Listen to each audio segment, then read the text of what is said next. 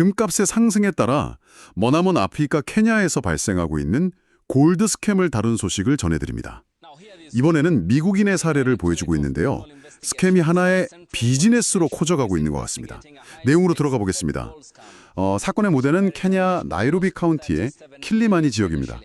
피해자는 데이비드 화이트 오델이라는 미국 시민권자인데요. 이 사람이 케냐까지 비행기를 타고 날아가서 구매하려고 했던 금의 양이 무려 150kg이었습니다. 그리고 계약을 위해서 선불로 지급한 금액이 3,700만 케냐 실링이었죠. 우리 돈으로 약 4억 2,300만 원에 달하는 엄청난 거액입니다.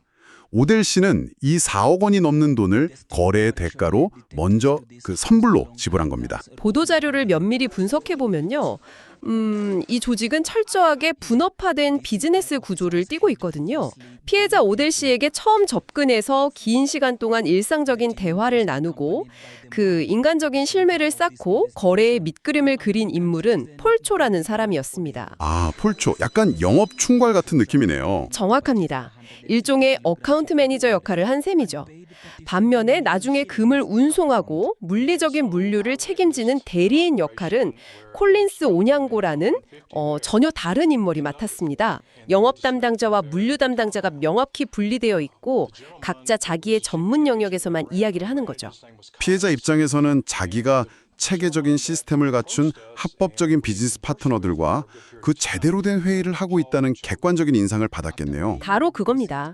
범죄의 첫 번째 단계인 신뢰 구축이 이런 조직도를 통해서 완성되는 거죠. 오델 씨의 증언에 따르면 이 사기 조직이 무려 150kg이나 되는 금덩어리, 즉 금 너겟들을 직접 재련하는 과정을 피해자 눈앞에서 보여주었다고 합니다. 그냥 예쁘게 포장된 가짜 금괴를 딱 보여주는 게 훨씬 쉽지 않나요? 아주 중요한 지적입니다.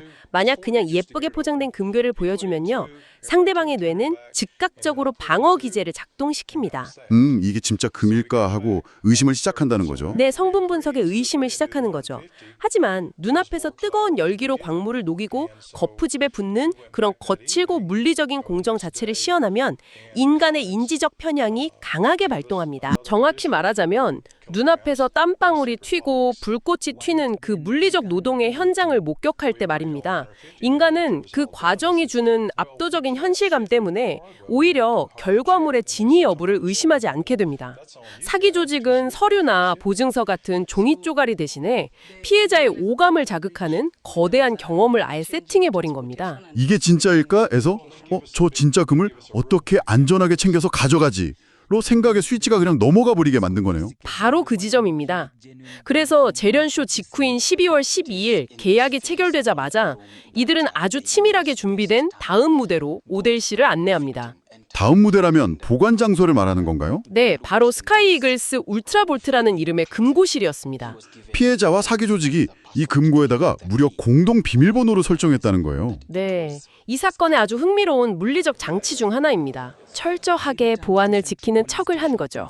절반의 비밀번호를 내가 가지고 있으니 나 없이는 절대 이 금고를 열 수 없다라는 그 논리적 안도감을 피해자에게 심어주기 위한 완벽한 미끼인 겁니다. 게다가 이 범죄 조직의 치밀함은 여기서 멈추지 않습니다. 보도에 따르면요, 물류를 담당했던 콜린스 오냥고가 메인 금고와는 별도로 작은 상자에 4kg의 금을 따로 담아서 오델 씨에게 추가로 건넵니다. 4kg을 따로요? 네. 150kg의 본 물량 외에 일종의 담보 명목으로 손에 쥐어준 겁니다. 그건 인간의 심리적 포만감을 이용한 아주 고도의 지연 전술입니다. 150kg의 메인 금괴는 자신이 직접 비밀번호를 건 그 울트라볼트 안에 안전하게 보관되어 있고 심지어 자기 양손에는 묵직한 4kg의 담보물까지 쥐어져 있습니다. 아, 마음에 엄청 든든하긴 하겠네요. 네, 이 순간 피해자는 시각적, 촉각적으로 완벽한 성취감과 포만감을 느끼게 됩니다. 이 심리적 포만감은 피해자가 즉각적으로 다른 전문가에게 감정을 의뢰하거나 혹시나 해서 경찰을 찾아갈 동기를 완전히 마비시켜버립니다. 사기 조직은 피해자가 안심하고 호텔로 돌아가 잠을 자는 그 귀중한 시간을 벌기 위해서 이런 매뉴얼화된 비즈니스 구조를 작동시킨 겁니다. 그런데요, 아무리 완벽하게 짜여진 각본이라도 결국엔 돈을 챙겨서 사라지려면 어떻게든 출구가 필요하잖아요. 네, 엑시트 전략이 있어야죠. 오재 씨는 150kg의 금을 화물로 미국까지 배송받기로 합의를 했고 이미 막대한 배송비까지 지불을 한 상태였습니다. 이들은 대체 어떻게 이 거래를 파기하고 도망갈 명분을 만든 겁니까? 그 부분이 바로 이 사건의 세 번째 국면인 물류수단 변경을 빙자한 출구 전략입니다. 물류수단 변경이요? 네, 사기범들은 갑자기 오델 씨에게 기존의 화물 배송 합의는 불가능하다고 일방적으로 통보를 합니다. 그러면서 전혀 새로운 아주 황당한 요구를 던지죠. 뭐라고 했는데요? 화물로는 보낼 수 없고 당신의 개인 전용기를 임대해야만 이 금을 실어갈 수 있다. 이렇게 말입니다. 배송비를 이미 다 냈는데 갑자기 전용기를 임대하라니요. 이건 상식적으로 말이 안 되잖아요. 미국에서 케냐까지 전용기를 띄우려면 그 비용이 천문학적일 텐데요. 사기꾼들이 바보도 아니고 피해자가 이런 말도 안 되는 요구를 받아들일 거라고 생각했을까요? 받아들이기를 바란 게 절대 아닙니다. 오델 씨가 스스로 포기하게 만드는 것이 목적이었죠. 포기하게 만든다고요? 네, 이것은 경제학에서 말하는 매몰 비용 오류를 철저하게 무기화한 전술입니다.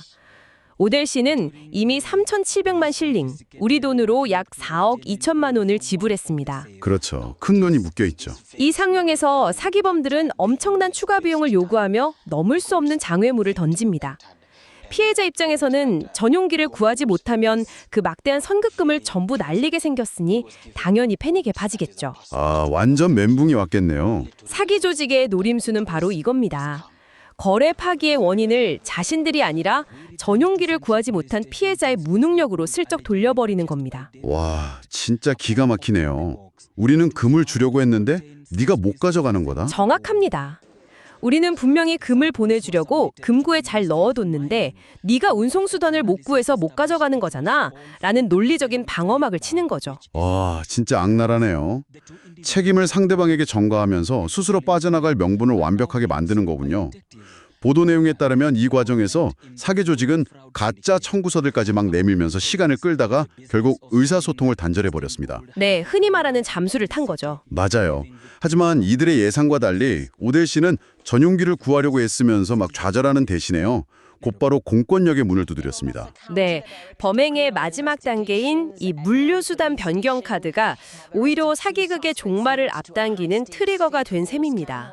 경찰의 개입은 아주 신속했습니다.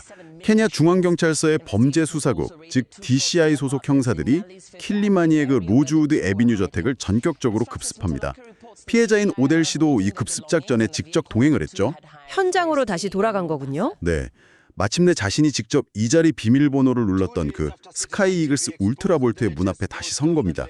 자신이 쥐고 있던 통제권이 진짜였는지 아니면 뽑혀진 가짜 컨트롤러였는지 물리적으로 확인하는 순간이 왔군요. 맞습니다. 경찰이 지켜보는 가운데 오델 씨가 자신이 알고 있는 그 이 자리의 비밀번호를 입력해서 금고를 엽니다. 그리고 그 안에 있던 상자를 꺼내서 열었죠. 상자 안에는 오직 6개의 투박한 금속 조각만이 덩그러니 놓여 있었습니다. DCI는 발견된 이 6개의 금속 샘플들을 케냐 광업부로 보내서 정밀 성분 분석을 의뢰합니다. 결과가 어떻게 나왔나요? 혹시라도 겉에만 살짝 다른 걸 입혀놓고 안에는 금이 있다거나 그런 건 아니었을까요? 과학은 자비가 없죠. 광업부의 정밀 분석 결과에 따르면 그 노랗고 묵직하던 금속 바들은 단 1g의 금도 섞여 있지 않았습니다. 1g도요? 네, 100% 황동이었습니다. 구리와 아연을 섞어서 만든 그저 색깔만 그럴싸한 합금에 불과했던 겁니다. 결국 오델 씨는 4억 2,300만 원이라는 엄청난 현금을 선불로 지불하고 고작 그 황동 덩어리 6개를 얻게 된 거네요. 케냐 경찰의 공식 브리핑 내용인데요. DCI는 이 사건을 발표하면서 현재 존재하지 않는 금을 파는 사업이 나이로비 시내에서 걷잡을 수 없이 만연해 있으며 이로 인해 수많은 피해자들이 엄청난 손실을 입고 있다라고 강력하게 경고했습니다. 케냐의 수도 한복판에서 버젓이 대형 저택을 임대하고 전문적인 금고실을 세팅하고 눈앞에서 물리적인 재련쇼를 시연하며 가짜 광물을 주조하는 행위.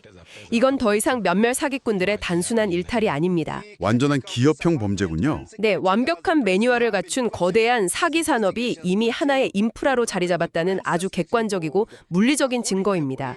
지금까지 시청해 주셔서 감사합니다. Central Police Station for further interrogation and are expected to be arraigned on Monday in Nairobi.